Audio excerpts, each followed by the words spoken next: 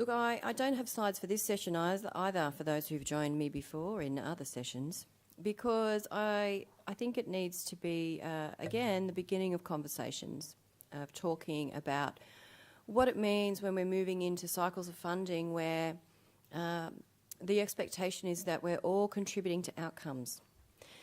When we think that housing is the foundation of everything, that without shelter it's very hard to reach any of your life aspirations, and when we're talking about being able to access funding, which is always an issue for all organisations, no matter what size, the focus is not just on what you do with your core business in terms of property and tenancy management, but also how does what you do contribute to improved either health and well-being of people, or change or divert people from a system. So I just want you to keep that in mind, that when government is thinking about funding, they're always asking how we can contribute to improvements in people's lives. But I suppose my feedback is that has to have a price. It's not free for organisations to be able to do that. But I think the special thing about this sector is you guys are doing it every day with every single client at all times, that it is not a transaction, that when you're providing services to mob, you don't get to just have someone pay their rent and they walk away.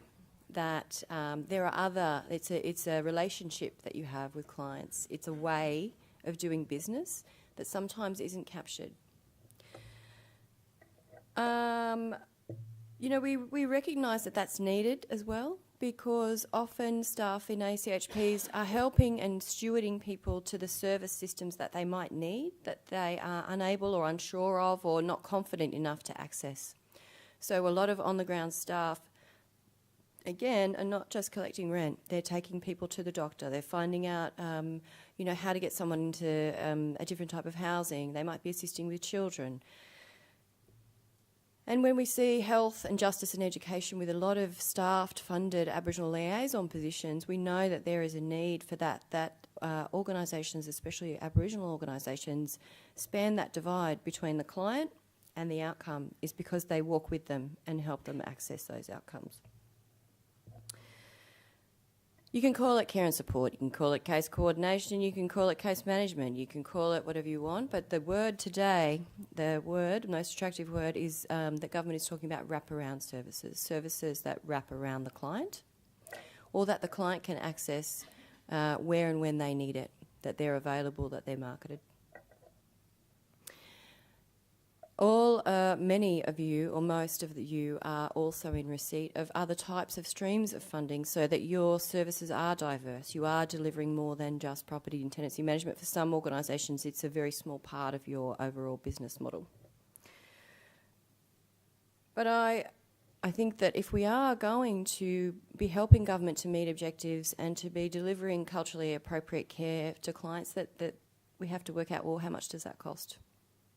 And how can that be provided for government to then consider that price?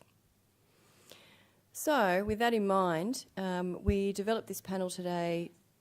We've also been having a look at what is good practice in this sector. What does good practice look like? Sorry, I've just skipped back a bit, forgot something. We need to start building a body of evidence of what does it mean when we ask that services provide culturally appropriate care and support and or service.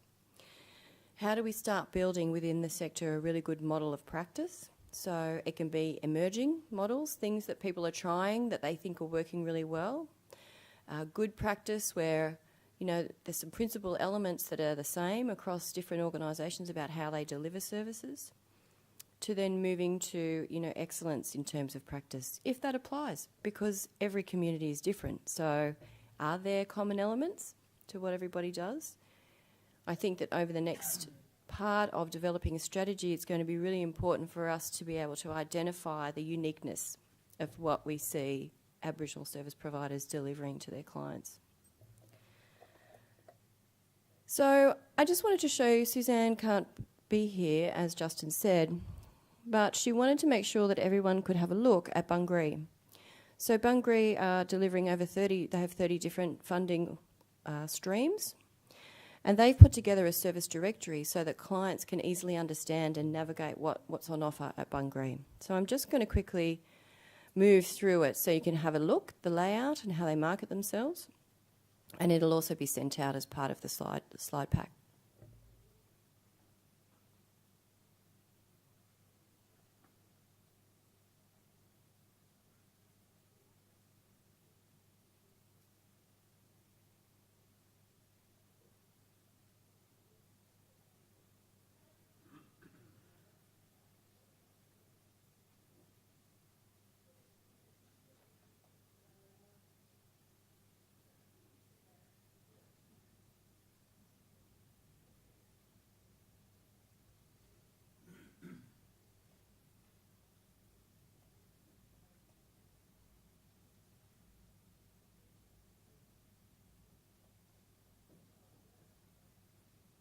So it's a really simple directory that helps clients understand who they are and why they're there, what their purpose and goal is, but also what services they access in a really simple way and how they contact the organisation.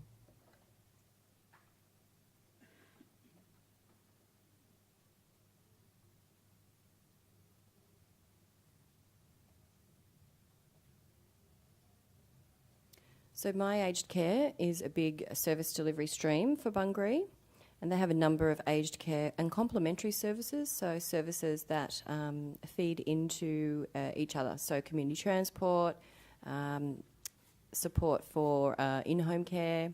They're also delivering flexible respite, and so it's a really easy way for people to be able to find what they need.